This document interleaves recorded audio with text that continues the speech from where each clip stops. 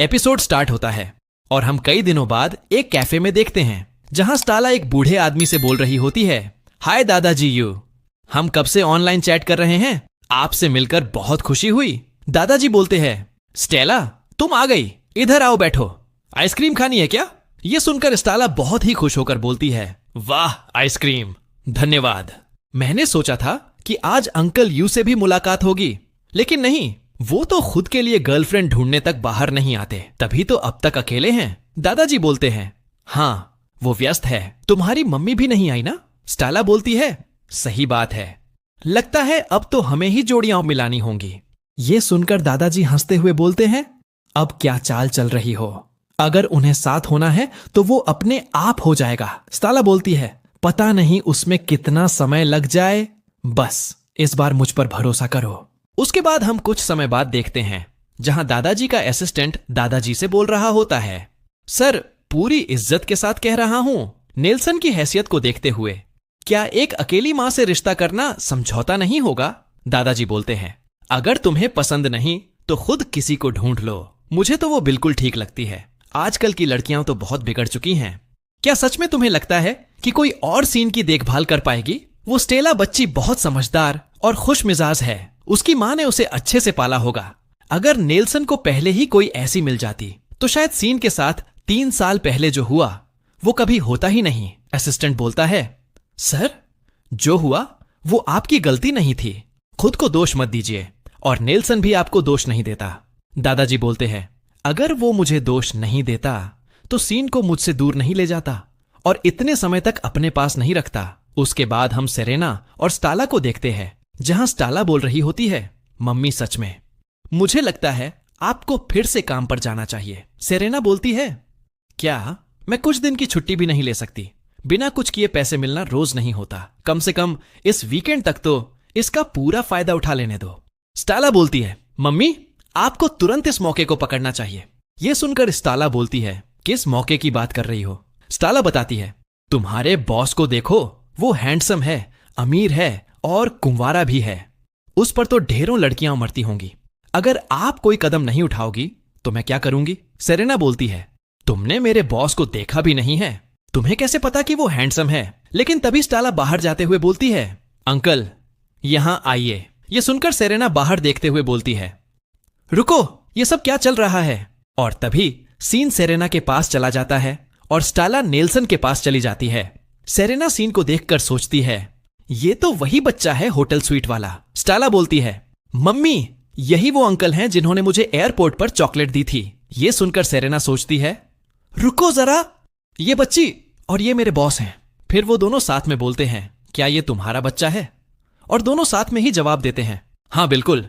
उसके बाद नेल्सन बोलता है, सीन के साथ जो हुआ उसके लिए धन्यवाद, मैं काफी समय से उसे साथ लाकर आपको व्यक्तिगत रूप से धन्यवाद देना चाहता था। सेरेना बोलती है, अरे नहीं, सच में इसकी कोई जरूरत नहीं है, आपने मुझे पहले ही छुट्टी दे दी थी तो हिसाब बराबर हो गया।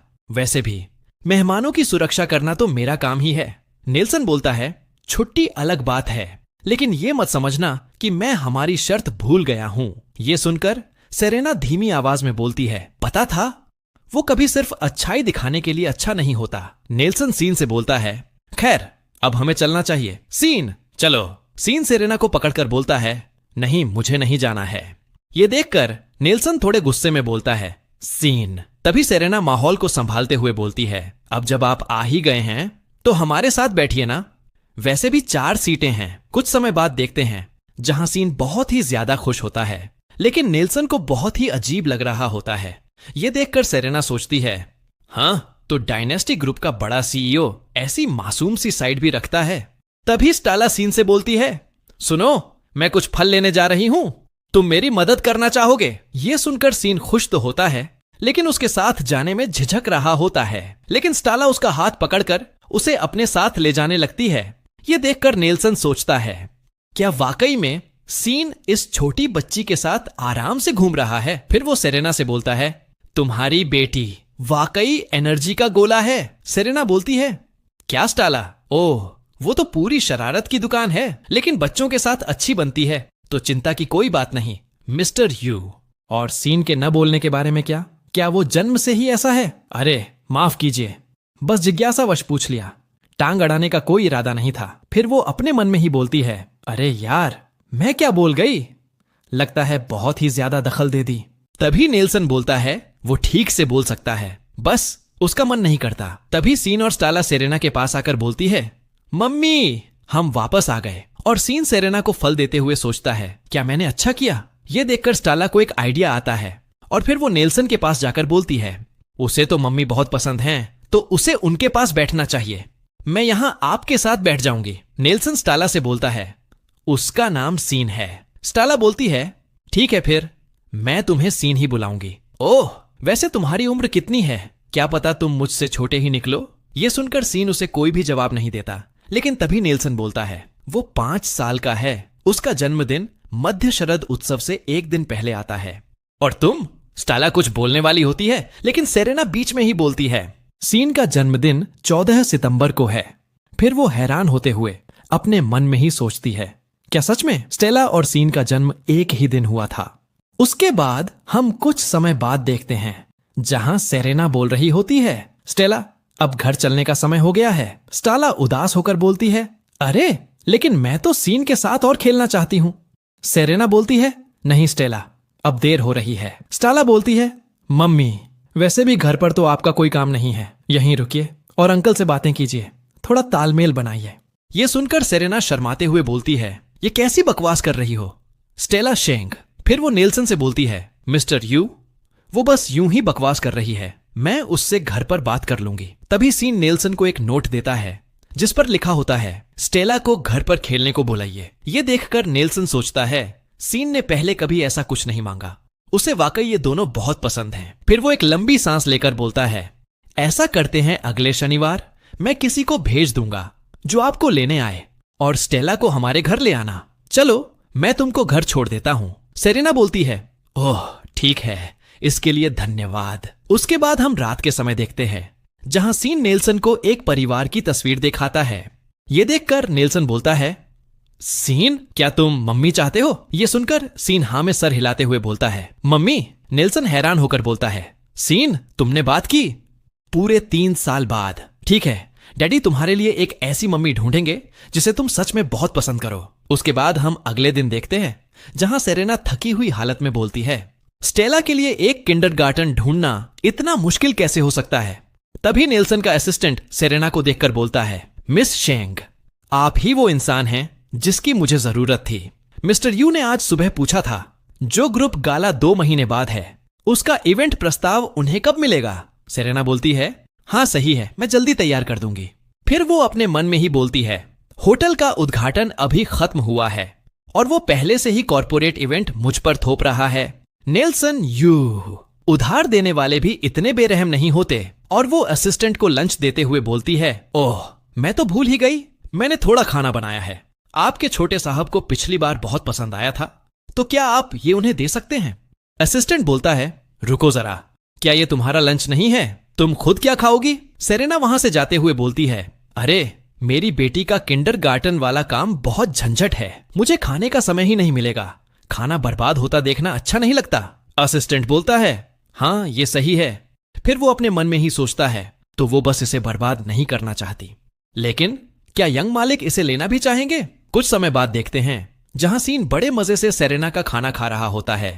तभी वहां पर नेल्सन आकर बोलता है, सीन, वो क्या है? असिस्टेंट बताता है, मिस शेंग ने मुझे ये यंग मालिक को देने को कहा था। नेल्सन बोलता है, समझ गया, क्या तुमने उन्हें ग्रुप इवेंट के बारे में बताया? असिस्टेंट बोलता है, उसने कहा था कि वो जल्दी निपटा लेगी, लेकिन वो अभी अपनी बेटी के लिए किंडरगार्टन की तलाश में उलझी हुई है, शक है कि उसके पास ज्यादा समय होगा। असिस्टेंट की बातें सुनकर सीन नेल्सन से लिखकर बोलता है, मैं भी किंडरगार्टन जाना चाहता हूं। नेल्सन बोलता है, नहीं होगा, किंडरगार्टन बहुत अव्यवस्थित होते हैं, तुम्हारे पास निजी ट्यूटर है। सीन बोलता है, स्टाला वाला ही चाहिए, नहीं तो मैं दादाजी से शिकायत कर दूंगा। ये देखकर असिस्टेंट सोचता है, डायनेस्टी ग्रुप का सीईओ जिसे उसकी 5 साल का बेटा रोज हुक्म चलाकर नचा रहा है, कोई यकीन नहीं करेगा। तभी बाहर से आवाज आती है, नेल्सन, क्या समय ठीक नहीं है? मैं तुम्हारे और सीन के लिए लंच लाई हूं। उस लड़की को देखकर असिस्टेंट बोलता है, मिस्टर यू, मैं अब चलता हूं। नेल्सन बोलता है, फेन, बाकी सब काम रोक दो, अब से शादी की तैयारी पर ध्यान दो। फेन बोलता है, क्या शादी? रुको, कौन शादी कर रहा है? नेल्सन बोलता है, मैं कर रहा हूं। बस तैयार हो जाओ, जैसे ही मैं अपना काम निपटाता हूं उसके बाद मैं शादी करूंगा। वो लड़की नेल्सन के पास आकर बोलती है, नेल्सन क्या तुम सच में कह रहे हो? नेल्सन बोलता है, क्या मैं ऐसा लग रहा हूं कि मैं इस तरह की बातों में मजाक करता हूं? लेकिन सुनो, मैं तुम पर जबरदस्ती नहीं करूंगा। अगर तुम्हारा मन नहीं है तो बस कह दो। वो लड़की बोलती है, हाँ, मैं 5 साल से तुम्हारे ये शब्द सुनने का इंतजार कर रही थी। नेल्सन बोलता है, तुम सही कह रही थी। सीन को एक मां की जरूरत है। स्टाफ के अलावा वो तुम्हें सबसे ज्यादा जानता है। तुमसे बेहतर कोई नहीं हो सकता। ये सुनकर सीन बहुत ही ज्यादा हैरान होता है। ये देखकर नेल्सन बोलता है, सीन बेटा क्या हुआ? कहां दर्द हो रहा है? लेकिन सीन अपने कमरे का दरवाजा बंद कर लेता है। पीछे से वो लड़की बोलती है, नेल्सन मुझे जाने दो, मैं देखती हूं। सीन और मैं बहुत करीब हैं, मुझे ही संभालने दो। नेल्सन बोलता है, हाँ ठीक है। फिर वो लड़की सीन के पास जाते हुए बोलती है, सीन बेटा, मैं हूं वेंडी, अब मैं अंदर आ रही हूं प्यारे। वेंडी को देखकर सीन बहुत ही ज्यादा डरने लगता है और वेंडी बोलती है, क्या मैंने तुम्हें ठीक से पेश आने को नहीं कहा था? कहा था ना? वेंडी को ऐसा देखकर सीन रोने लगता है। थोड़ी देर बाद वेंडी सीन को बाहर लाते हुए बोलती है, नेल्सन अब वो शांत हो गया है।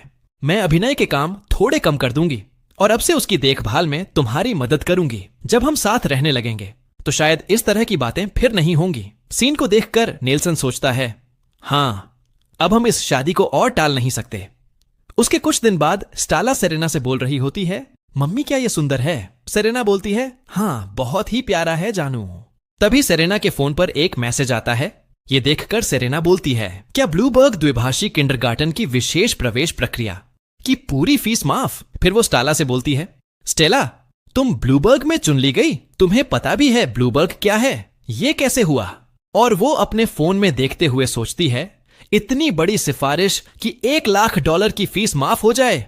हे भगवान, क्या ये हो सकता है? उसके बाद वो नेल्सन को कॉल करके बोलती है, मिस्टर यू, मैं सेरेना बोल रही हूं।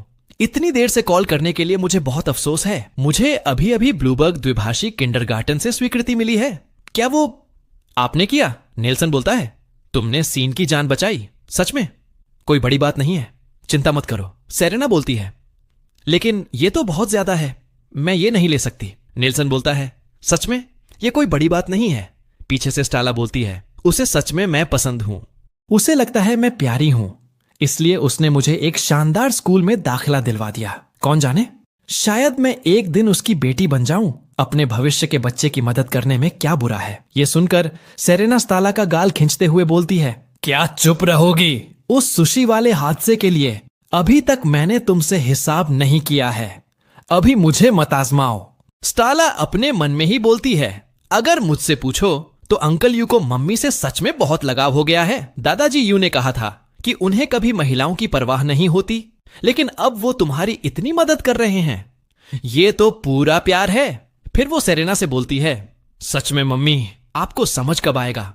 तभी सेरेना स्टाला को मारते हुए बोलती है, तुम आखिर किस बारे में सपने देख रही हो? अगर तुम्हारे पास ख्याली पुलाव पकाने का समय है तो घर के कामों में मदद करने का भी है।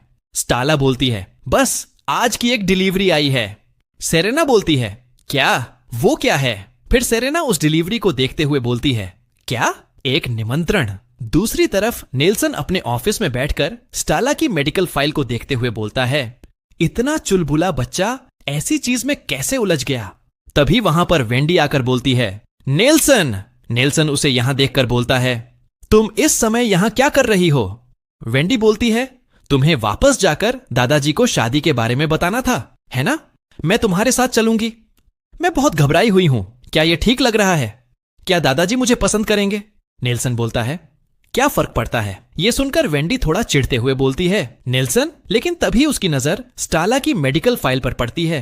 यह देखकर वेंडी सोचती है, यह क्या है? किसी बच्ची की मेडिकल फाइल। फिर वो नेल्सन से बोलती है, स्टाला शेंग कौन है? नेल्सन स्टाला की मेडिकल फाइल को ढकते हुए बोलता है, ये एक एम्प्लॉई की बेटी। वेंडी बोलती है, तुम किसी अनजान एम्प्लॉई के बच्चे की मेडिकल फाइल क्यों देख रहे हो? कौन सा एम्प्लॉई है? नेल्सन बोलता है, क्या मुझे हर छोटी बात तुम्हें बतानी पड़ेगी? यह सुनकर वेंडी बोलती है, नहीं, ऐसा नहीं है, मैं तो बस पूछ रही थी। नेल्सन बोलता है, तुम बहुत ज्यादा मांगती हो, तुम घर वापस चली जाओ, मैं काम खत्म करके वहां आ जाऊंगा। वेंडी बोलती है, ठीक है नेल्सन, मैं जा रही हूं। और वो बाहर आकर गुस्से में बोलती है, स्टाला शेंग। और इसी के साथ एपिसोड 2 खत्म होता है और आप लोग वीडियो को लाइक और चैनल को सब्सक्राइब कर लो। चलो मिलते हैं अगला एपिसोड में।